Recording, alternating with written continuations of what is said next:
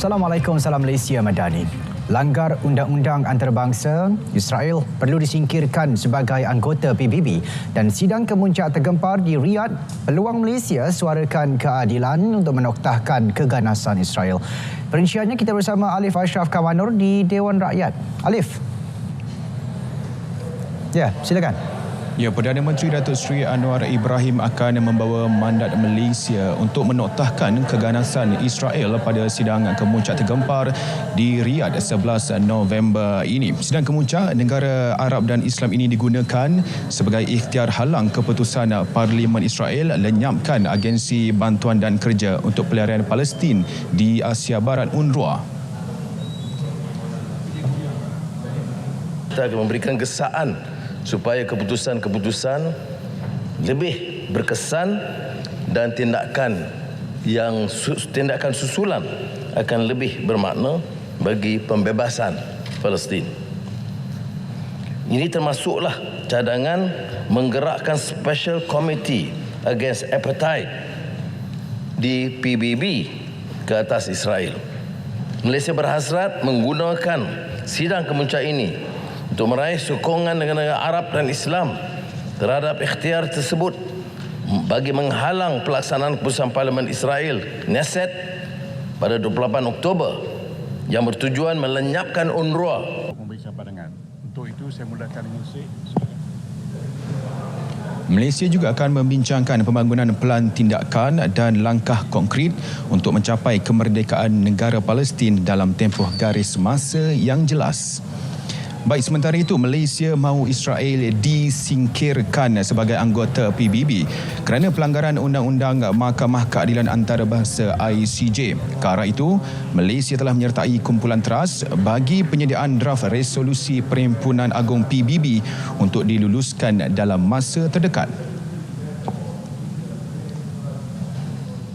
Draft resolusi ini sedang dalam proses rundingan dan kita juga akan mengkaji setelah berlakunya pelanggaran undang-undang, hukum dan keputusan PBB supaya Israel dikeluarkan, disingkir sebagai anggota PBB. Malaysia juga katanya menyumbang 25 juta ringgit kepada tabung UNRWA. Kerajaan sedang berbincang dengan Kementerian Luar bagi menyegerakan usaha tersebut. Baik, dalam perkembangan berkaitan, Malaysia tetap berdiri teguh menentang keganasan terutama melibatkan isu kemanusiaan, kezaliman serta penjajahan. Tegas Perdana Menteri, sebagai negara bebas dan merdeka, Malaysia kukuh dengan prinsip serta pendirian untuk menegakkan keadilan. Setahun berlalu, kenyataan-kenyataan keras telah dilakukan. Dan kalau setakat Malaysia, seperti yang betul tahu, berdepan dengan Presiden Amerika Syarikat atau Perdana Menteri Jepun atau Chancellor Jerman. Dan ini bukan perkara yang mudah. Kerana kita mengambil kira pertimbangan, kepentingan pelaburan, pekerjaan rakyat. Tapi untuk isu kemanusiaan dan menentang kezaliman, penjajahan, kita tetap berdiri teguh, berprinsip.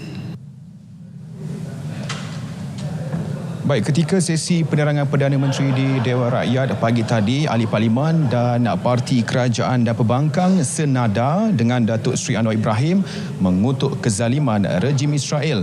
11 suara mereka menentang pelaksanaan keputusan Parlimen Israel untuk melenyapkan UNRWA. Tuan Ketua Kerajaan dengan memberikan 5 minit setiap.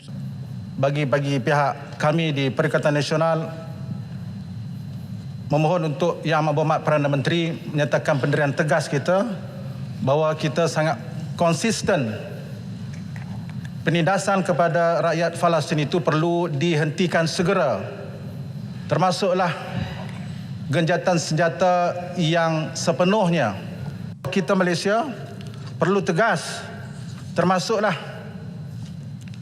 bagaimana Malaysia ingin memberi sumbangan yang lebih kukuh dari segi dana UNRWA itu bagi kita memastikan UNRWA ini dapat diteruskan usaha ataupun bantuan kemanusiaan kepada rakyat Gaza itu.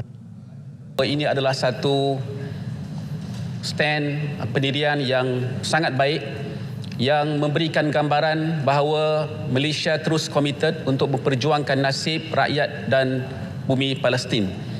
Dan saya faham dan yakin bahawa apa yang telah disebutkan oleh Yang Berhormat Perdana Menteri tadi untuk mendapat mandat daripada Dewan, daripada rakyat dan bawa ke peringkat antarabangsa, di sinilah tempatnya. Baik, penggunaan teknologi baharu terus ke peranti sedang dipertimbang Suruhanjaya Komunikasi dan Multimedia MCMC. Tindakan itu setelah mengambil kira keperluan pengguna terutama penduduk di luar bandar dan pedalaman. Kita mengguna pakai teknologi terbaru sepertilah direct to device, satellite. Ini adalah dalam pertimbangan MCMC.